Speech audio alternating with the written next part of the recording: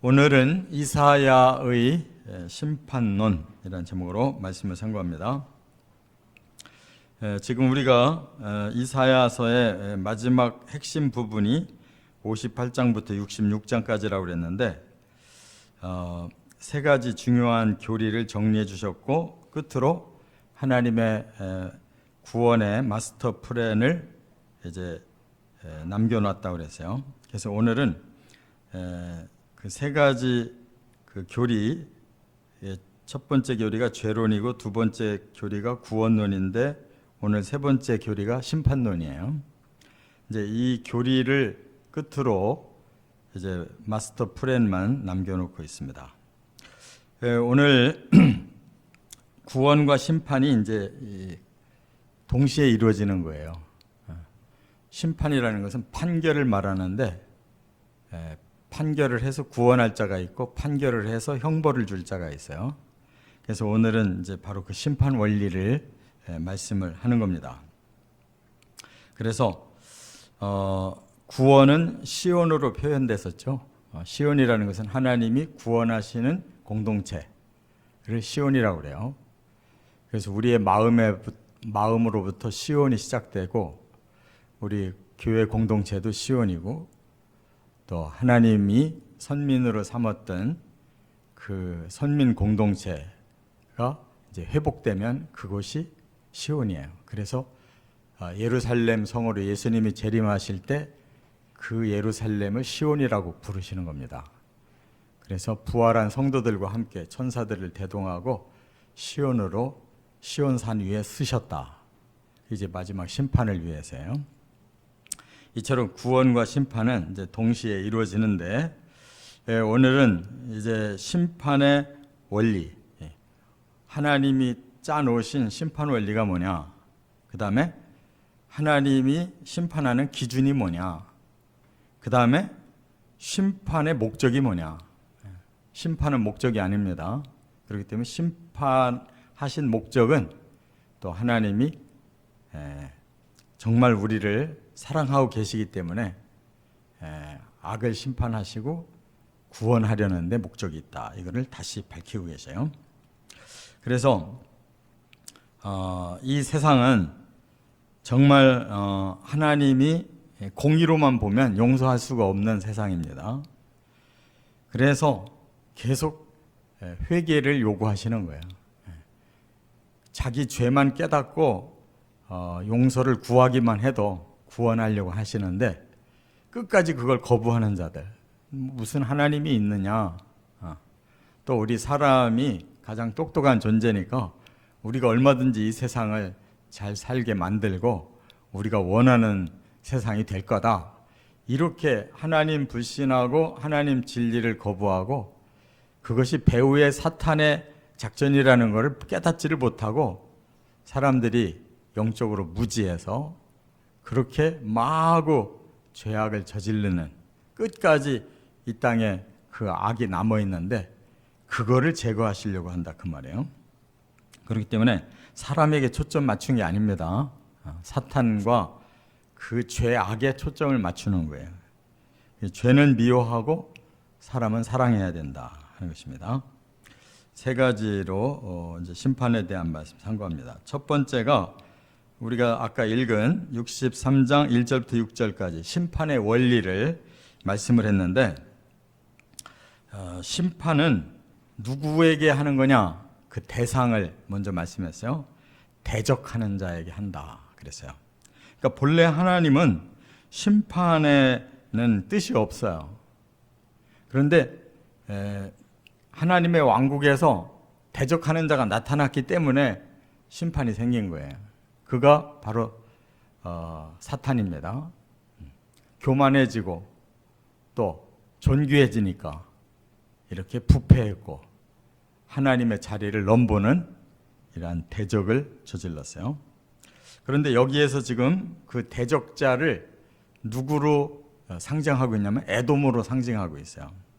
그래서 63장 1절에 에돔에서 오는 이 누구며 붉은 옷을 입고 보스라에서 오는 이 누구냐 이렇게 말했는데 에돔은 몇 가지 상징성을 가지고 있어요. 그는 야곱의 형입니다. 아브라함의 똑같은 손자예요. 그런데 믿음이 없는 자예요. 그리고 붉은 털이 많은, 밖으로 나돌면서 사냥이나 하고 세상을 즐기는 자. 반대로 야곱은 집안에서 이렇게 경건한 생활을 원하는 자고.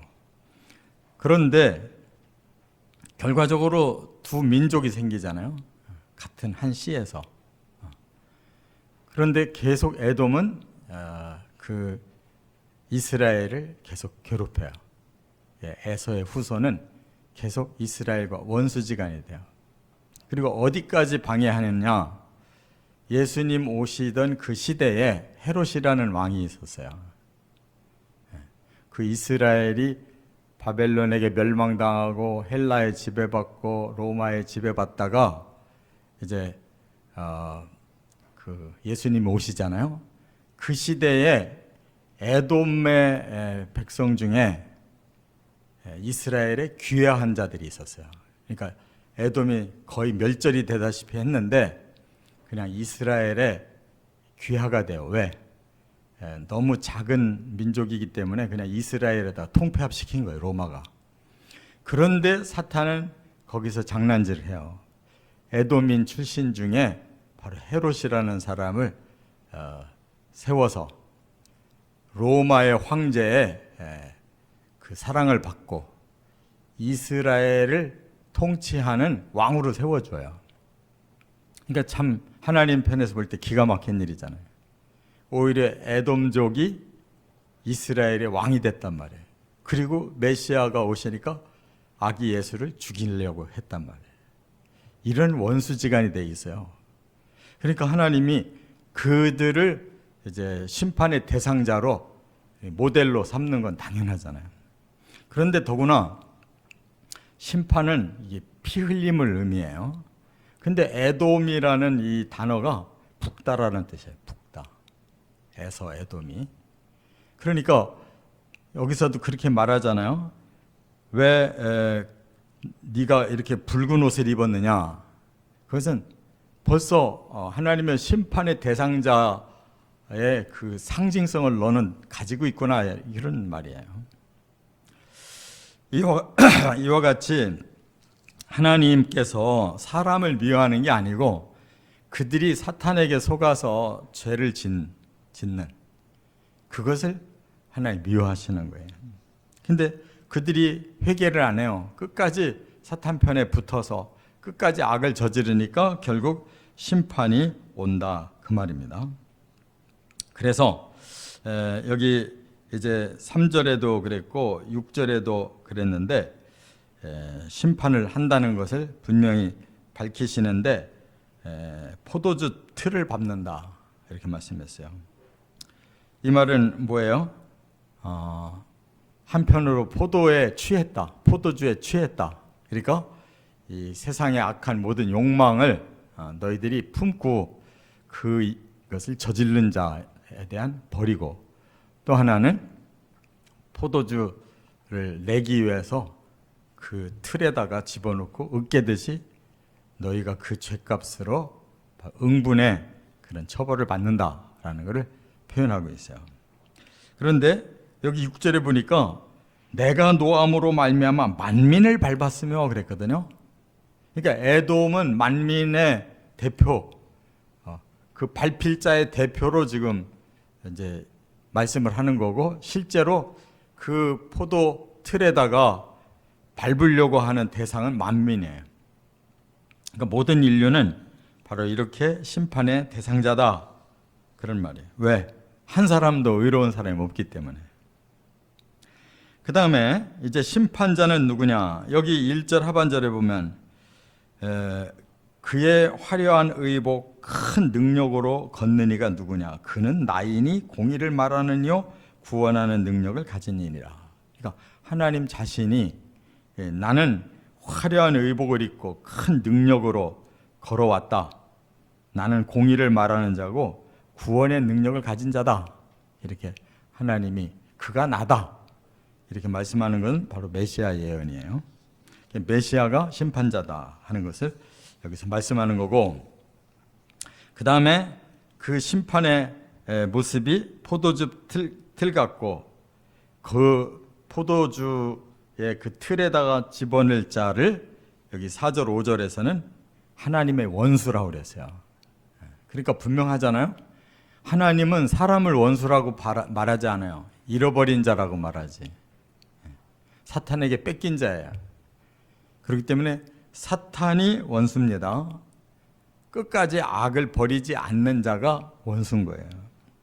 그렇기 때문에 그들을 원수 갚는 날을 정해놨다 그랬어요. 근데 여기에 보니까 원수 갚는 그 날은 하나님의 마음에 있다 그랬어요. 이 비밀이라는 말이죠. 하나님의 마음에 그 날이 언젠가 하는 것을 이제 마음에 품고 계시다는 거예요. 예수님도 나도 그 날을 모른다 그랬어요. 하나님의 비밀의 날. 그게 종말의 디데이를 의미하는 것입니다. 그런데 하나님이 여기에서 은유법을 하나 쓰셨어요. 내가 원수를 갚는 날 나와 함께 나를 도와서 심판에 참여할 자가 있나 쳐다봤더니 하나도 없다는 거예요. 그러니까 모든 인류는 의로운 자가 없다는 거예요. 하나님의 그 의로움을 그대로 이어서 저도 하나님과 함께 심판의 대열에 서겠습니다 하는 자가 하나도 없다는 거예요. 다 심판받을 대상자만 있지. 그래서 하나님이 뭐라고 말씀했어요? 내가 빨리 심판하고 구속의 해를 당기겠다 그랬어요. 그 말은 뭐예요? 심판은 과정이고 목적은 구속이라는 거예요. 구속. 여기 구속이라는 말을 4절에 그랬죠. 이는 내 원수 갚는 날이 내 마음에 있고 내가 구속할 해가 왔으나 그랬어요. 그러니까 하나님의 마음에는 원수 갚는 날이 중요한 날이 아니에요. 사람을 구속하는 날이 중요한 날이란 말이에요. 구속이라는 게 뭐예요? 죄값을 대신 지불해주고 그 사람을 건져내는 걸 구속이라고 그러는 거예요. 할렐루야. 그러니까 우리는 자격이 없어요. 다 악해요. 저 멸망당할 사람이나 우리나 똑같아요. 그래서 하나님은 회개하고 믿는 자들에게는 구속, 죄를 없애고 구원을 시키려고 작정하셨는데 끝까지 악한 자들이 방해하니까 그들을 빨리 쳐야 되겠다 그 뜻이에요. 그리고 빨리 이 사람들을 구원시켜야겠다 그 뜻이에요. 할렐루야. 이처럼 구약에서도 구체적으로 구속론이 나오잖아요. 죄값을 치르고 빼내겠다. 빨리 저 끝까지 악한 자들을 빨리 쳐야 되겠다. 그게 하나님 마음이라고. 근데 왜 지금 예수님 오신 지 2000년 동안 안 치시느냐? 구속할 자들을 위해 안 치는 거예요. 심판할 자들이 넘쳐도 빨리 구원의 수를 채우기 위해서. 저와 여러분이 가까스로 구원 받은 걸 감사하시기 바랍니다. 뭐 구원이 뭐 대단하냐? 그런 사람은 자격이 없어요. 너무너무 간절한 마음, 우리의 악을 우리가 스스로 해결할 수 없는 이런 처절한 심정으로 주의 구속에 그 은총에 감사하고 빨리 구속의 디데이가 오기를 기다려야지. 주의 재림이 가까웠다고 하는데 오히려 겁을 내고 세상에 있으면 더 누려야 되는데 너무 빨리 오시면 곤란한데, 그런 마음 가진 사람들을 하나님이 이렇게 구속의 해를 당기려고 하신다니 이게 참 어처구니 없잖아요. 그게 전부 엉터리로 믿는 거예요. 우리 사람들이. 하나님 마음과 거리가 멀어. 두 번째, 이사야 63장 7절부터 19절까지는 이제 심판의 기준을 말씀했어요. 여기에 우리가 두려움을 가져야 돼요. 두려움을 가져야 돼요. 자, 먼저 반역한 죄를 심판하겠다 이렇게 말씀합니다. 7절부터 10절에 보면 그들이 반역하여 주의 성령을 근심하게 하였으므로 돌이켜 그들의 대적이 되사 친히 그들을 치셨다 그랬어요. 이건 무슨 뜻이냐? 하나님이 모든 인류를 사랑하고 계셔요. 아담과 하와에게 그 죄를 물으시면서도 그들 평생 1000년 가까이 살게 하셨고 그들의 자손들을 계속 내셔서 1000년 가까이 살게 하셨잖아요. 그게 하나님의 사랑이에요. 근데 그것마저도 반역을 해서 점점 시대가 흐르니까 노아 시대쯤 되니까 인류가 다 죄가 꽉 차가지고 도저히 하나님의 공의를 집행하지 않을 수가 없어 심판하셨던 거예요. 이와 같이 하나님은 사람들이 하나님의 사랑을 역으로 이용하는 반역자들이라는 것을 지금 선언하시는 거예요. 근데 사람들은 참 교만해요. 아니 나같이 이렇게 의롭게 사는 사람이 어딨냐. 법 없이도 살 수 있고 나 감옥 한 번도 안 가봤다. 개뿔 무슨 감옥. 마음의 감옥 속에 살고 있는 사람들이 법률만 안 어기면 의롭는 말이에요. 우리의 양심 속에 얼마나 죄악이 가득하고 앞뒤가 다르고 얼마나 가증스러운데 바로 하나님을 배신하는 마음이 사람 마음에 가득한 거야. 하나님의 영을 부어주셔서 우리를 똑바로 인도하고 싶어도 그걸 계속 거부하고 진리를 거부하는 자들이 사람이에요. 특히 우리 믿는 자들은 그걸 여실히 느낄 수가 있잖아요. 아예 모르는 것들은 할 수 없지만 아는 사람들이 그렇게 산단 말이에요. 그 배신에 대하여 하나님 심판하겠대요. 죄에 대해 심판한다고 그러면은 이거 더 무서운 거지. 죄를 감싸주고 끌고 가는데 그것마저 배신하는 것들이 하나님은 더 미운 거야. 이렇게 하나님의 사랑을 우리가 거역하는 것을 두려워해야 되는 거예요. 그래서 11절부터 14절까지는 다른 단어로 바꾸셨어요. 은혜를 잊은 자들을 심판하겠대. 우리가 다 은혜 받은 자들이잖아요. 이 앞에 할 말이 뭐가 있어요? 그 사랑과 은혜 앞에 이렇게 하나님을 거역하고 잊어버리고 이렇게 사는 자들에게 하나님은 심판하겠다. 근데 여기에서 지금 계속 이스라엘 이렇게 말해요. 제일 큰 은혜를 입은 자가 누구예요? 이스라엘이잖아요. 모든 인류 중에서 하나님이 아브라함의 믿음 보시고 그 혈통에서 선민을 만들어서 구원의 모델로 삼고 그들을 구원시키고 그들을 축복하심으로 인류에게 앞으로 구원과 축복을 주겠다고 하는 샘플로 쓰셨는데 그들이 은혜를 잃어버리고 잔뜩 교만해져 가지고 자기들 자신들이 그냥 하나님의 백성으로 그냥 보장된 줄 알고 오히려 우상을 섬기고 별짓을 다 했잖아요. 그래서 지금 그 은혜를 그들이 어떻게 잊어버렸냐면 하나님 과거 모세 때는 우리를 이렇게 구원하지 않았습니까? 이렇게 기적을 주시지 않았습니까? 오늘 왜 안 주십니까? 이런 되는 거예요. 이 미친 것들이. 지금 그렇게 살고 있는 거예요. 선민이. 이 구약시대에 이스라엘이 하나님 앞에 범한 죄를 우리가 쭉 공부해 봤는데 얼마나 세상 사람보다 더 더러운 짓을 했잖아요. 아예 하나님 안 믿는 사람들은 자기 우상만 잘 믿어요. 근데 이스라엘은 종합적으로 우상을 끌어들여서 믿었다고. 하나님도 믿고 우상도 믿고 하나님을 더 열불나게 한 자들이 그들이란 말이에요. 그래놓고 과거 우리 선조들은 왜 모세 때 기적을 주셨는데 우리한테는 기적을 안 주십니까? 이렇게 따져 묻는 것들이라고. 그래서 하나님이 얼마나 화가 나는지 15절부터 19절에 원수들에게 유린당하도록 심판하신다 그랬어요. 원수들에게 유린당한다는 게 뭐예요? 원수들에게 완전히 압제를 당하고 그만큼 고통을 느끼게 해주겠다는 거예요.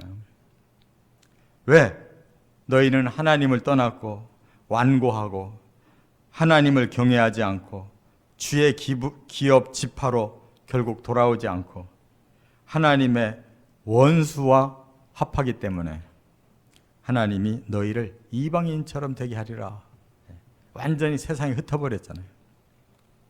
이와 같이 하나님께서 뭐 일일이 법률을 가지고 너 요죄 졌지 저죄 졌지라고 따진다면 이건 더 무서운 일이고, 내가 사랑하는데 너희들은 나를 배신했지, 내가 거저 은혜를 줬는데 너희들 그거 잊어버리고 있었지, 그것만 따져도 무서운 심판인 거예요. 깨달으시 바랍니다. 깨달으시 바랍니다. 우리가 너무 교만해. 너무 완악해가지고 이 정도면 됐지 어쩌란 말이냐 이렇게 덤비고 있다. 하나님 앞에. 끝으로 세 번째, 이사야 64장 1절부터 12절에 심판의 목적을 다시 한번 밝혔어요. 심판이 끝이 아니라는 거예요. 더 중요한 거는 하나님의 강림이에요. 지금 여기 이사야 64장은 이제 주어가 앞에 63장은 하나님이 주어였어요. 내가 심판한다 그랬는데 64장에서는 하나님 제발 하고 중보를 하고 있어요. 그게 누구겠어요? 메시아가 중보하는 거예요. 지금 중간에 선 거예요. 심판받을 자와 심판자 사이에 예수님이 중보를 하고 계셔요. 뭐라고? 심판이 목적이 아니고 하나님 더 중요한 목적이 있지 않습니까? 그 얘기예요. 그걸 이루어 주십시오라고 중보하는 거예요. 그 중에 하나가 1절부터 4절에 하나님의 강림을 강구하는 거예요. 하나님 그러지 마시고 이제는 하나님 오셔서 당신의 백성들을 껴안아 주십시오. 그 얘기예요. 이 강림이라는 파루시아라는 말은 뭐냐? 하나님이 사람과 함께 하려고 오시는 거예요. 말하자면 임마누엘과 같은 뜻이에요. 그게 강림, 파루시아. 하나님은 강하시나 사람은 연약하기 때문에 하나님이 오셔서 붙들어줘야 사람이 살 수가 있습니다. 사람들은 스스로 살 수 있다고 그러는데 아닙니다. 하나님이 오셔야 삽니다. 그래서 예수님 오신 거예요. 그 다음에 5절부터 7절은 뭐냐? 하나님이 공의를 하나님이 주셔야 됩니다. 그랬어요. 사람은 공의를 행할 능력이 없습니다. 그게 뭐예요? 하나님이 공의를 주신 게 예수님의 십자가와 부활이에요. 대신 죄값 치르고 대신 저주를 받아서 공의를 이루게 하셨잖아요. 그래서 우리가 구원받는 거예요. 할렐루야. 이게 구원이라는 거예요. 그 다음에 8절부터 12절은 긍휼을 강구하고 있어요. 긍휼이 뭐예요? 모두 타락한 자, 그 더러워진 자를 씻어주는 거예요. 끝까지 사랑으로 덮어주는 거예요. 그래서 여기 예수님이 하나님을 우리 아버지라고 불러요. 예수님 복음서 보세요. 하나님이라고 부르는 데가 있나? 아버지여라고 부르고 있다고. 그 마음을 우리가 깨달아야 돼요. 어찌 감히 이런 죄인들이 아버지라고 부를 수가 있어요? 예수님 때문에 우리가 하나님을 아버지라고 부를 수가 있는 거예요. 이런 사랑. 못된 자식인데 하나님은 안 버렸기 때문에 우리가 하나님을 아버지라고 부르면 아들로 다시 회귀되는 거예요. 또 이렇게 말해요. 하나님은 도공이고 토기장이시고 우리는 진에게 불과합니다. 하나님이 다시 만들어 주셔야 만들어지는 거예요. 우리는 깨진 토기야. 깨진 토기. 그러니까 아버지가 자식을 다시 만들어줘야 자식이 되는 거예요. 그 사랑으로. 할렐루야. 이게 심판의 목적이라는 거예요. 사탄을 멸하고 악을 멸해서 그 사람들을 다시 하나님의 자녀로 태어나게 해서 아름다운 토기로 다시 완성시키겠다는 거예요. 이렇게 깊은 뜻이 담겨져 있는데 우리가 도대체 머리가 얼마나 뛰어나다고 성경도 안 읽고 연구도 안 해보고 기도도 안 해보고 성령을 구하지도 않으면서 모든 걸 다 아는 체하고 사냐고. 너무 교만하고 너무 완악하고 오히려 하나님이 이렇게 매달리고 계시는데 우리는 뒷짐지고 하나님 내가 믿어볼게요. 이 정도 믿으면 잘 믿지 않습니까? 얼마나 더 잘하라는 말입니까? 이렇게 교만을 떨으니까 기도가 안 나오는 거 아니에요. 심판은 무서운 것입니다만은 심판이 목적이 아니라 다시 하나님 우리에게 오셔서 우리 아버지가 되어주시고 우리를 다시 만들어 주신다는 거예요. 이게 목적인 줄 깨닫고 이 구원에 참여하시기를 주의 이름으로 축원합니다.